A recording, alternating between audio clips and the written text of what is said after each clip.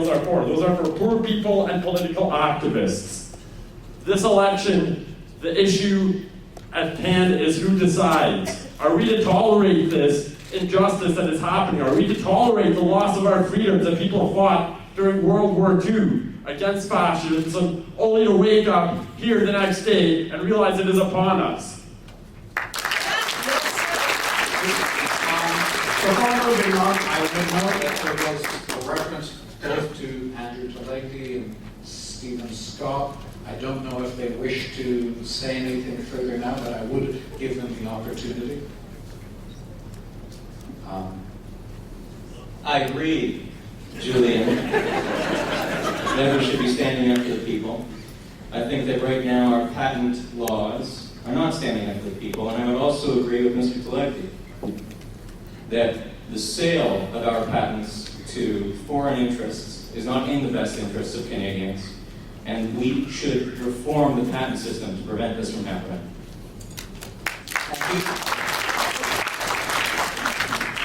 Okay, what we have been working on is a commitment to double CPP benefits. So we'll be working with provinces in order to make sure that that's something that's taken care of. Fully 75% of people who work in the private sector do not have a pension. This means that having to balance other issues such as saving for children's education, paying for higher costs of gas, and other things like that people's retirements are going on the back burner. This is something that I hope to discuss with you over the next few weeks and share with you the NDP's vision about how we can truly provide for all Canadians once they retire. Thank you. Well, I've had the opportunity to knock on over 5,000 doors already in this campaign, and I can state very clearly that the number one priority on the minds of voters in Kitchener-Waterloo is the state of the economy and is a focus on further job creation and economic growth. We are very fortunate to live in a community like Waterloo, and we have been through some difficult, challenging economic times through the global economic downturn, and we have done incredibly well. But our work isn't over yet. We need further focus on job creation and economic growth. We need to ensure that our community reaches its fullest potential, that we leverage our strengths in areas of high-tech and innovation, education, and financial services. And we continue to focus on a stable government in Ottawa. The second major issue is economic. The economic conditions in society are deplorable. 1 out of 9 individuals in this riding lives at or below the poverty line. That is shameful in such an affluent community. The third issue is this. It's social. It has to do with the nature of social services. What is the state of healthcare in this community and across the nation for that matter? Why don't we have a pharmacare program, for example? What is the status of mental health services and so forth?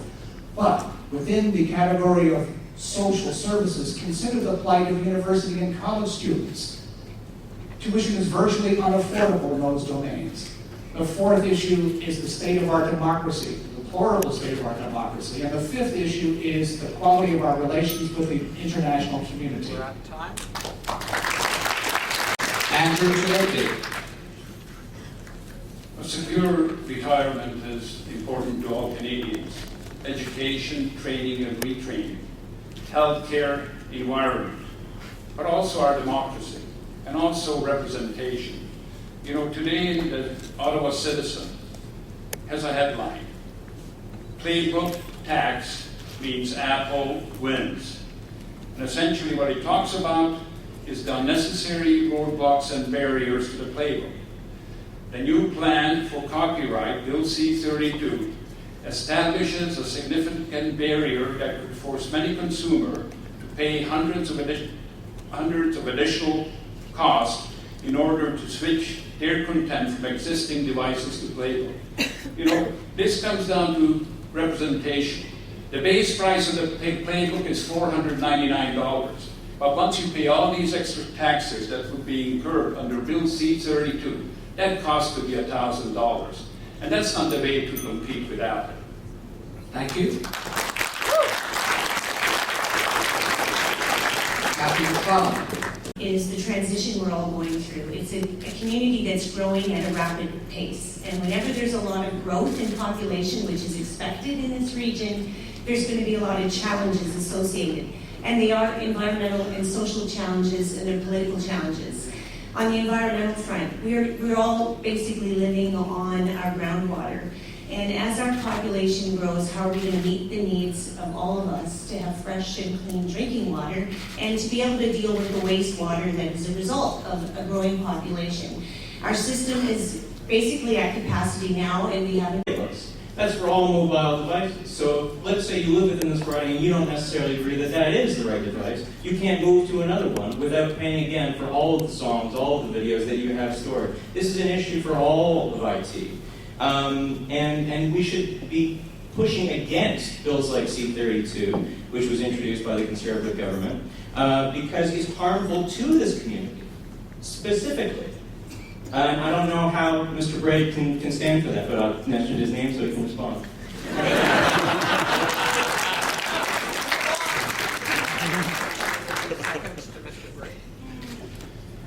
Well, thank you, Comrade Stephen. There's great misunderstanding with respect to Bill C-32. I was on the Special Legislative Committee for Copyright on Bill C-32. And Mr. Telegdi demonstrates how out of touch he is, because on the one hand he talks about the importance of intellectual property, and on the other he maligns Research in Motion's intellectual property in their playbook. It has a digital lock, so their intellectual... The reality is, listen folks, we have 9,000 RIM employees in this region. While the company is strong, they face tremendous competition around the world. And we, as a Canadian government, did what no other government would do. We allowed the sale of Nortel assets, Canadian funded, that could have been helpful, and now we're looking at a digital tax that can really hurt the launch of the playbook, which launched today. Okay, thank you. Is my microphone on? Misunderstandings and misinformation. Nortel's assets are available now through auction. Any high-tech company in Canada has the ability to bid on those assets. The playbook has a digital lock because RIM has invested significant amounts of money in that wonderful new piece of technology. And the digital lock is to prevent people from copying their technology. Contradictions. With the Kitchener-Waterloo riding being home to some 30,000 students and the election falling at a very inopportune time for those attending post-secondary education institutions, what have you done personally to engage the youth vote during the campaign period?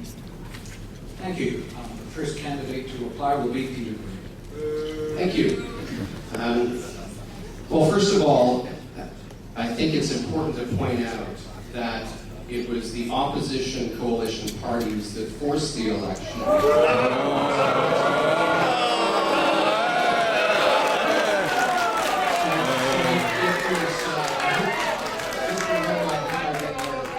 I hope I get more time, Mr. Rowe. Yes, as I said before, excuse me, if you interrupt, whoever's interrupted gets that time tacked on, okay? I would ask people, excuse me. This is what democracy looks like. That's exactly what democracy looks like.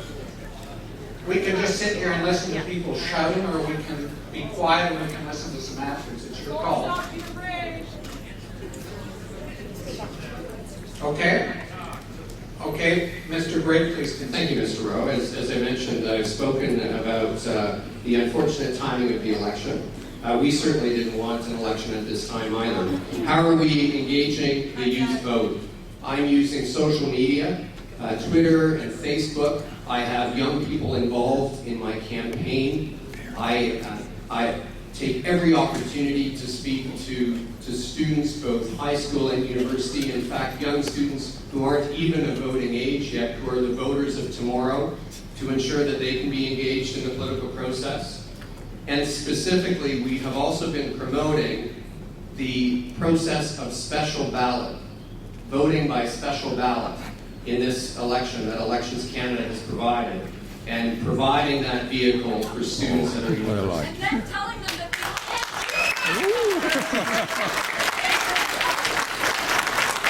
We have some candidates who talk about the tyranny of the opposition coalition.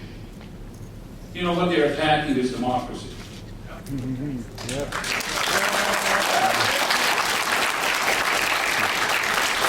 May 2nd election is nothing more than voter suppression. You could not have brought a worse date for students, and that's what it was intended to do. Also, collateral damage was the fact that because the legislation sets out when you have advanced poll falls on Good Friday, Easter, and Monday. This is awful. Where is the respect for religion? Now, in terms of, and also tonight, we're having this debate during Passover.